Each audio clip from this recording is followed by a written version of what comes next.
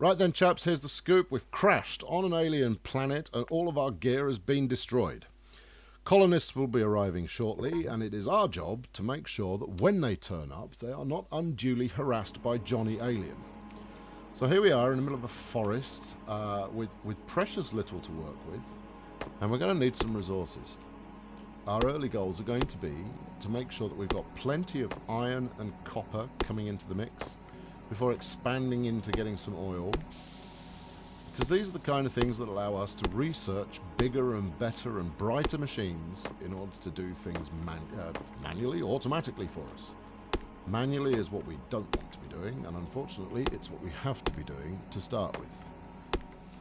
Now, plenty of wood to get started with is a good way to go, because it's going to allow us to fuel our machines in the first instance.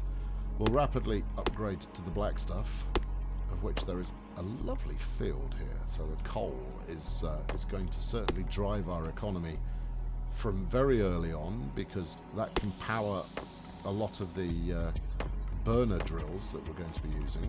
Although we won't be using many of those. We upgrade past burners so fast that it's almost not worth worrying about them. But they are a good way to get you up and running a little quicker than doing it by hand. So we'll just chop everything as we go, as we make our way towards what hopefully, here we go, marvellous. This is an iron field, so iron is probably the most used resource in the game. Someone I'm sure will correct me, but I certainly seem to go through iron like there's no tomorrow. Copper, you're going to need a fair shake of that as well, but iron is the man. Iron's the boss. So let's get this burner drill up and running. Now, every drill uses a power source of some kind, and this one is no exception. This one is going to make use of wood and burn through it. Now, obviously it burns through wood a heck of a lot faster than it would burn through coal, but to get us started, that will do nicely. So the drill is going to mine up the iron ore, chuck it straight into the furnace here, which is going to turn it into iron plate. And what we're going to use this iron plate for is building more burners, building more drills.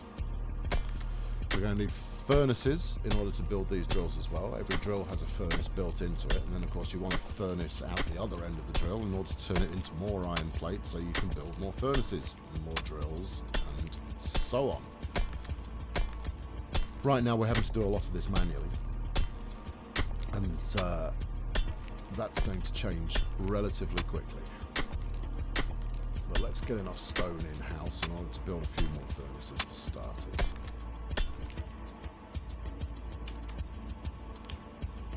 There we go, got plenty of iron plate being built. Well, you say plenty, it's plenty right now. I mean, that's nothing compared to how much we're going to need over time. I mean, this whole beautiful iron field we've got here is tiny. We're going to blow through that very, very quickly. But we're not going to burn through anything unless we get on with it. So let's get some mining on the go. Now, as I said, we're going to want to change these burners over to be electric powered relatively quickly. Now, in order to build the electric power, we're going to need some water, which will require a pump, which will require electronic circuits. Electronic circuits need copper. So my next objective is, let's see if we've come across any copper so far. We've got coal. Coal's good.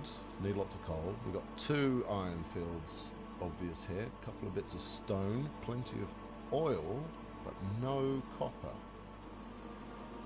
How jolly helpful. Okay, well, we can work around that.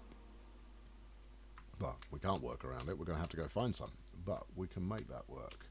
So let's get a... What are we looking at here? Let's build 2 more burner drills. And then let's get enough in for a couple of quarries. And then we'll go looking for some copper. And we'll leave one of these... There we go. We'll leave another one of these set up and running.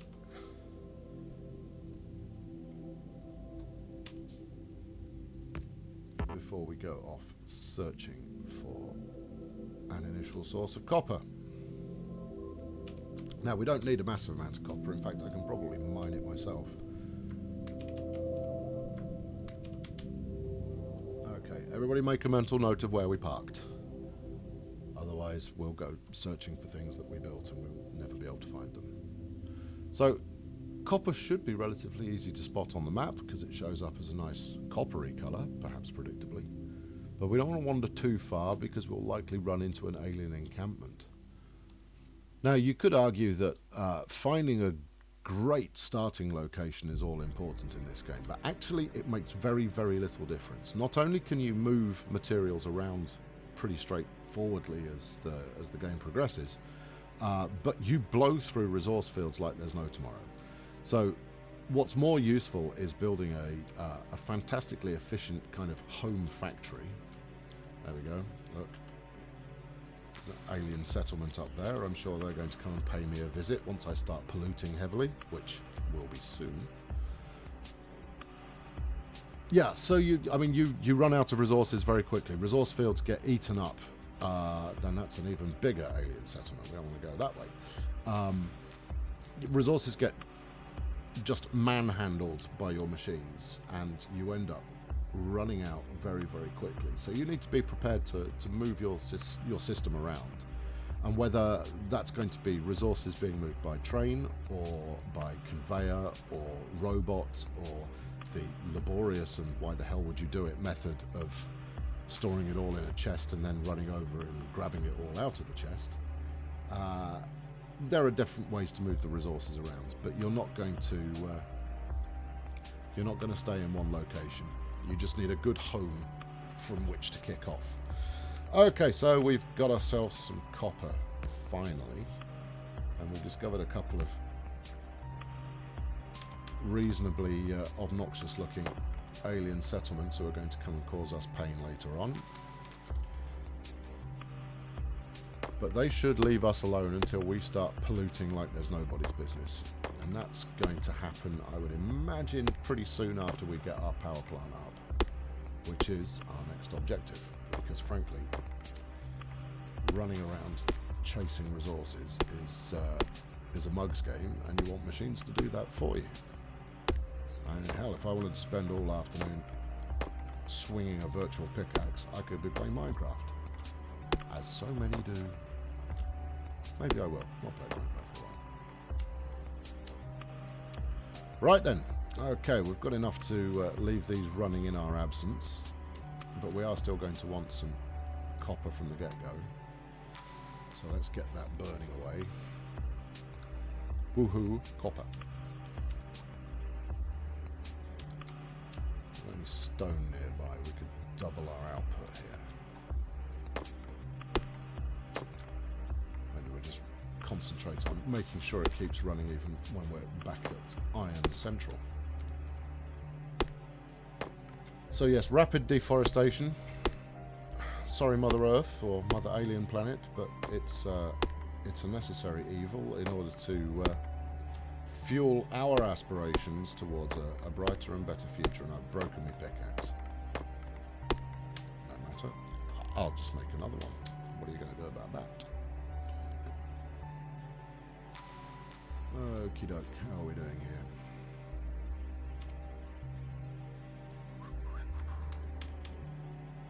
Okay, good. So we've got enough for a pump, which is fantastico. We need a bit more stone in order to build the boilers, but that's okay. I can do that back in the other area. So let's get some pipe on the go while we're on the move. Okay, so there's our copper harvesting, and up here is our iron harvesting. These two are really a little bit further apart than is ideal. At least for early game. As I mentioned, later on in the game it really doesn't matter. You're going to be moving stuff so fast that you're not going to care about it being a bit of a trek.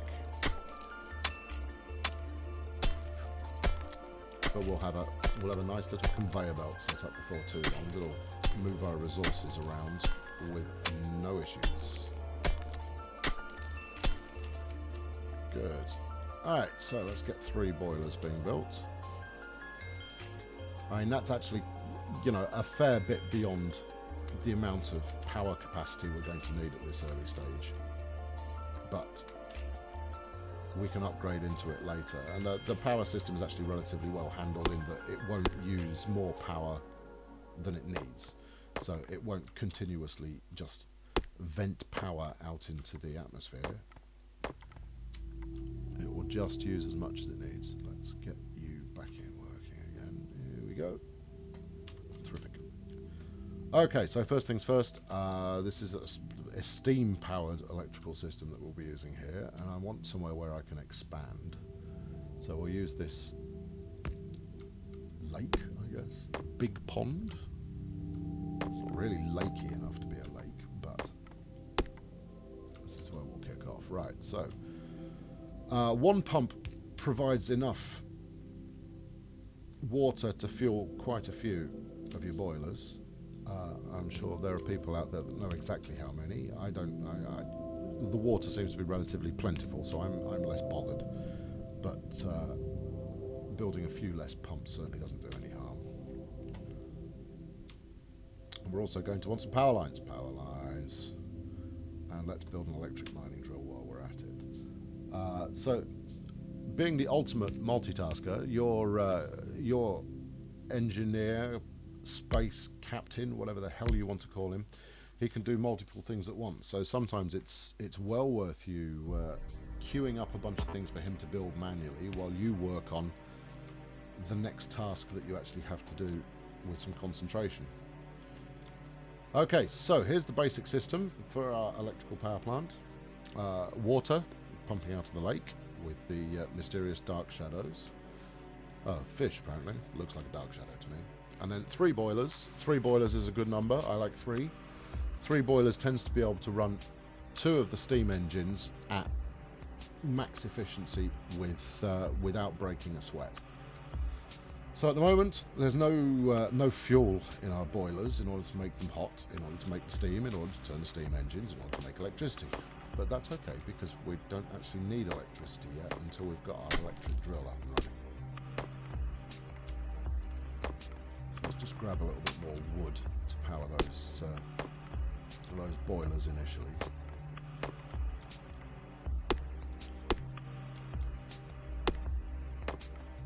If I never have to chop another tree, it will be too soon. I'm going to have to chop a lot more trees. Okay, right. Let's make a little adjustment here. So the other thing that you'll notice is the burner drills. They're not the fastest means of getting things out of the ground. One of these bad boys, however, that will get the job done. So let's give it a furnace in which to input. And then we're going to want to power it up. Now these little wooden telegraph poles, wooden power lines, I don't know, whatever you want to call them, the reach on them isn't brilliant. They're the only thing you've got early on, so you've got no choice in the matter, so you might as well quit complaining. But they don't have tremendous reach, and so you end up having a whole cluster of them all over the place. And if you're anything like me, that just does your head in because you don't want things to look untidy. So here we go. We're now outputting iron ore at a tremendously improved rate, and better yet, we don't have to worry about sticking any more power in this. And power is all coming from the electrical source here. So that's going to keep pulling out until we've hit all 10,000 of the resources underneath this particular grid. Now, one of them running alone is never going to be enough later on, but it's plenty for now. So now we want to get another one of those up and running, with which we're going to need some more electronic circuits, and that means more copper. Hopefully our copper mining facility down here has been doing its job, and that will keep us going for a little while.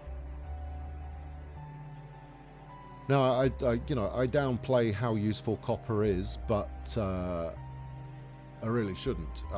It's fundamental to a lot of the more advanced things that you're using, but in the early stages, it's all about the iron. Iron, all day long, with just a little bit of copper to get a bit of variety in the mix. Who knows? I'm talking rubbish. Right, let's build a couple of mining drills. Why the hell not? But what we really want to start working on now is taking this legwork out of the equation, because running backward and forward is going to slow down our progress in no uncertain terms. So we'll get another mining drill going here, which will fuel up the furnace, and then we'll go and do the secret to our initial success, which is going to be beautiful coal. Shut down by Thatcher, reopened by the Colonel. Our glorious coal production is going to see us to victory.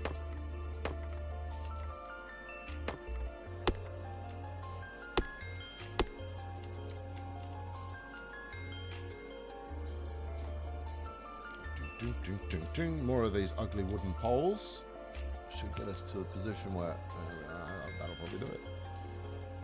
There you go. So one of these coal output chaps, that'll get us going nicely. Now it's just going to spit it in front there. We don't need it to go into a furnace.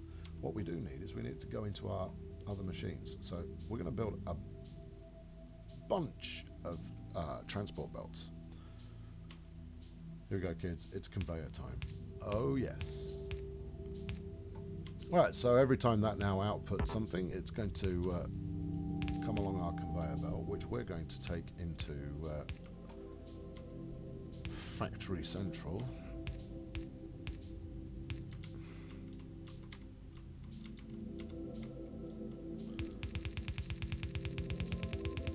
Right, now there's two main things that want our coal off us at the moment, and those are going to be the furnaces and the boilers here.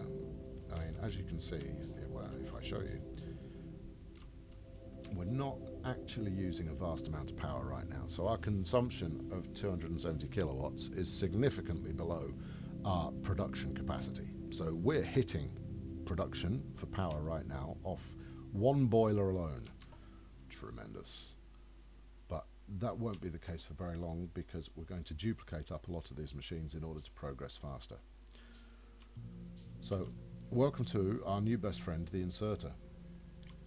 Now, what inserters do is they will grab stuff off conveyor belts and sling it into whatever's next to it, providing whatever's next to it needs it. So let's extend our conveyors. Up to the power plant,